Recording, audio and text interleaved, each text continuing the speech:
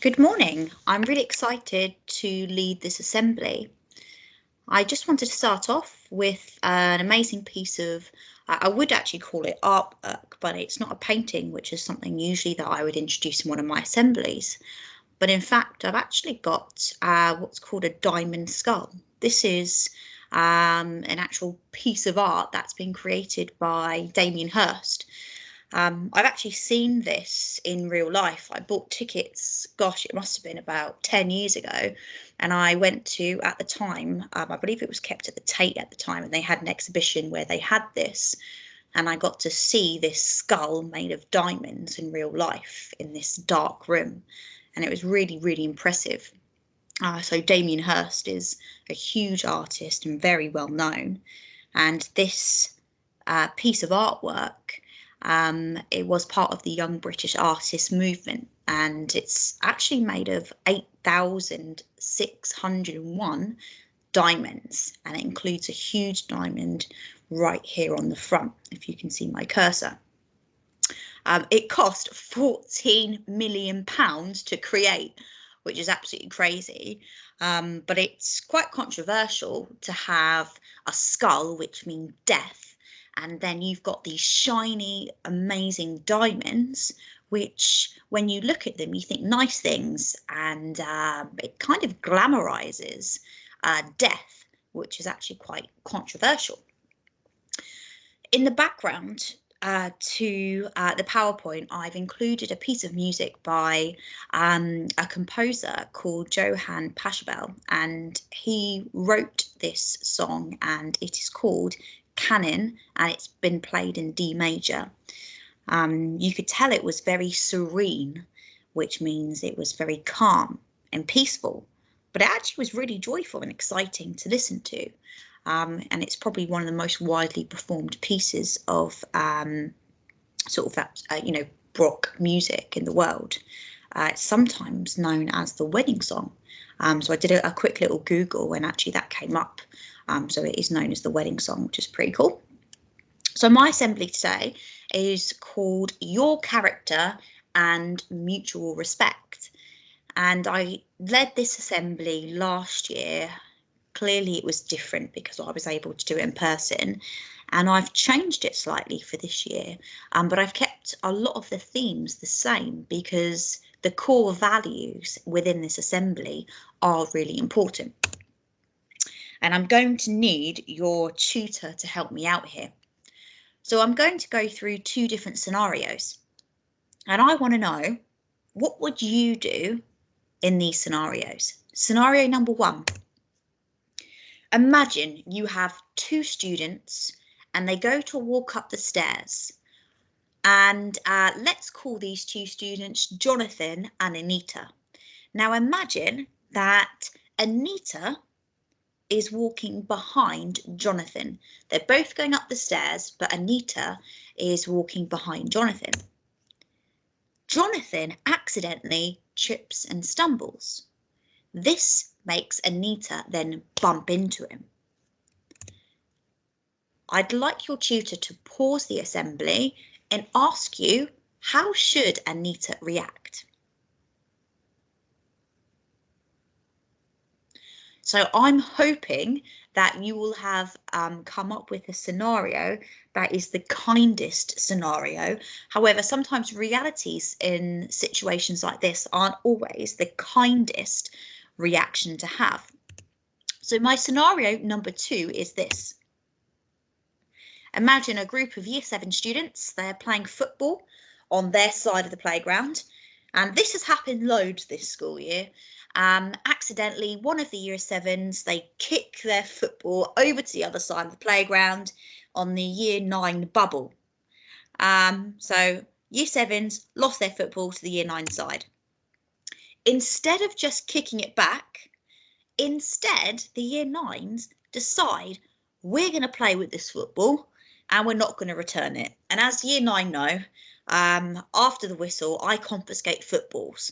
So Year 9, they've had their football confiscated and they haven't got a football, so they've gone, actually, do you know what, I'm just going to use this Year 7 one.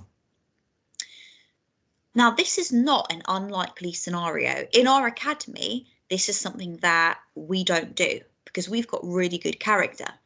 But imagine how this would have made those year 7s feel. Tutors, please can you pause the video and discuss this as a group?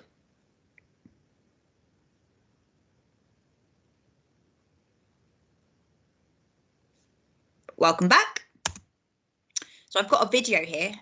This video I use quite a lot with some of the old students that I teach, because I think the older you get, the more teamwork is involved in everyday life. And I think that the relationship between Kobe and LeBron, two obviously huge basketball players, is based on this idea of having respect for each other. So the two scenarios that I discussed were based on respect. So if the two students walking upstairs, if one of them was really mean and overreacted, that's not respectful. Or if the year 9s took the year 7 football, that isn't respectful. So this is a 3-minute video.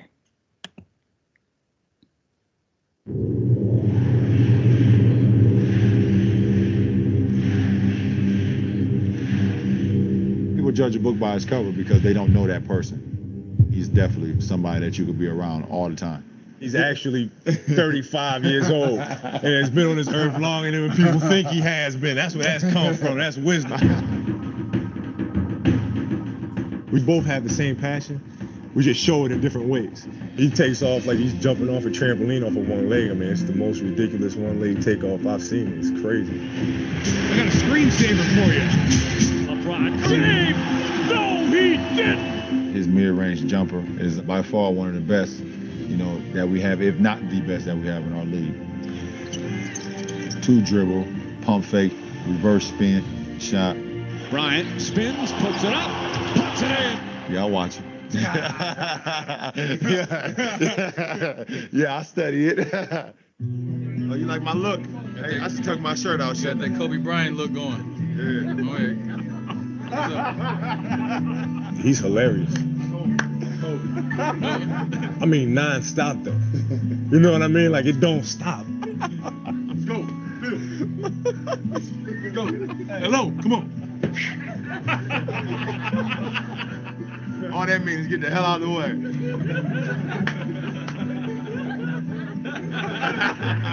That's Brian though. That's who he is, man. He just loves having a great time, laughing and joking.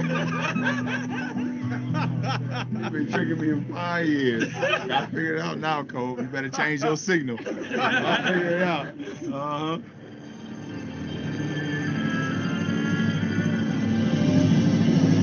ISO. ISO. Yeah, I already told you what that is. Elbow ISO. There's a mutual respect that we have for one another. It's that level of respect that enables us to perform at a high level when we compete against each other. It automatically makes you better. LeBron hanging on to the ball, 9 on the shot clock. He's way out of the left wing. Goes to the line, goes to the hole, left hand in your face. I'd be disrespecting LeBron if I didn't compete and go hard at him. Kobe right corner, jab steps on James. James knocked it loose. Kobe recovers, 3 to shoot. Kobe backs him down, spins.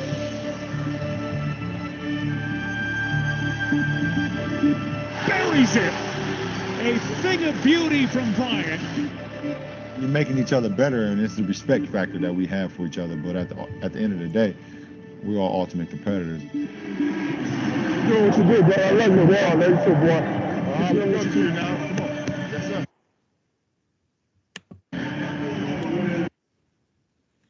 So I hope you enjoyed watching that clip. It's one of my favourite clips that I use a lot when I think about respect, because I think we often think about respect in just being nice to people, but it isn't really about that. It's more than that.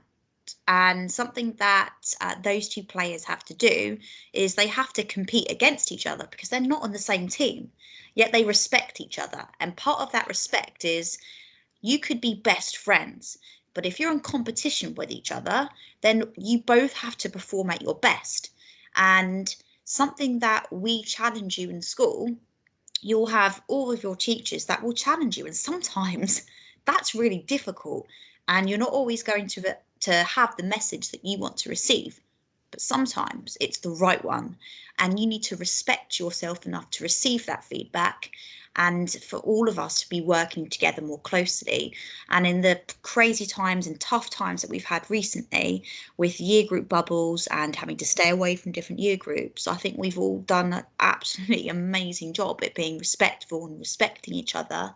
And I wanted to really bring it back to respect, not just about being nice, but about actually challenging each other and having accountability. Part of having accountability and respect is about your character. And we have our character education within our character and wellbeing lessons for Key Stage 3.